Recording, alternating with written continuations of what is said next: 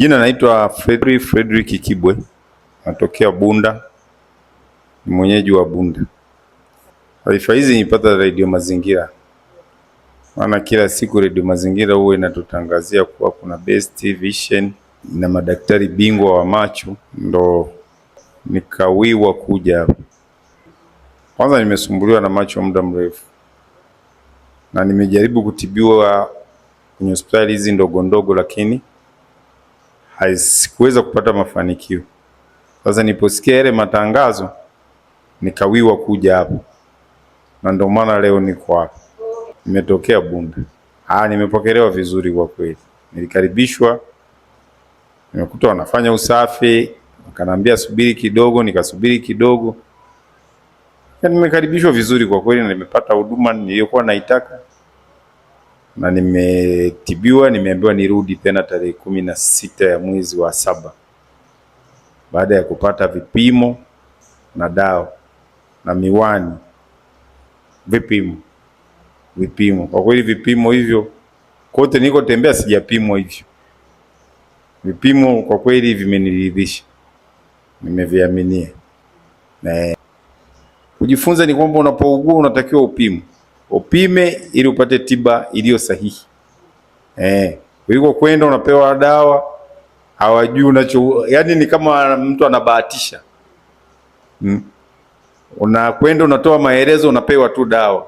Lakini nimefika hapa, cha kwanza kabla sijapewa dawa nimepata kipimo. Jifunze. Kwa kweli tunaweza tukasema ni ukaribu wa huduma.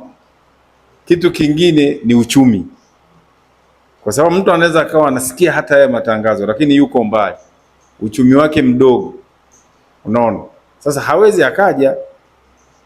Kwa hiyo uchumi, vipimo, ukaribu wa huduma ndio mtu anaweza ukamsababishia akaja kupima kwa haraka.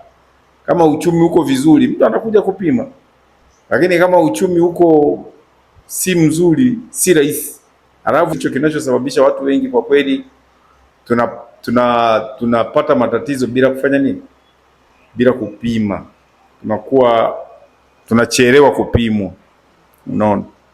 Lakini kama huduma ziko karibu na uchumi uko vizuri, mapima. Tujitahidi kupimwa. Macho, hakuna kitu cha msingi kama macho. Macho ndio injini ya mwili mzima. Bila macho hutofanya lolote bila macho. Kwa hiyo ni vizuri unapoona hitilafu kidogo ya macho ukaja kupima, macho yakarudi kwenye hali yake. Na uhakika nitapona. Kwa sababu nimeamini kwanza vipimo nilivyovipata ni vya uhakika. Na kwa maelezo ya daktari niende nitumie dawa nirudi. Pamoja na kuwa hali ni ngumu ya kimaisha, lakini wajitahidi kufika Best. Best ni mkombozi kabisa. Kwa sababu kwanza hakuna mbanano, hakuna nini. Ni kufika, unapata huduma, unaondoka. Waje Best Care. Ni suluhisho la macho yao.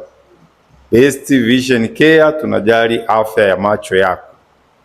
Fika uhudumiwe.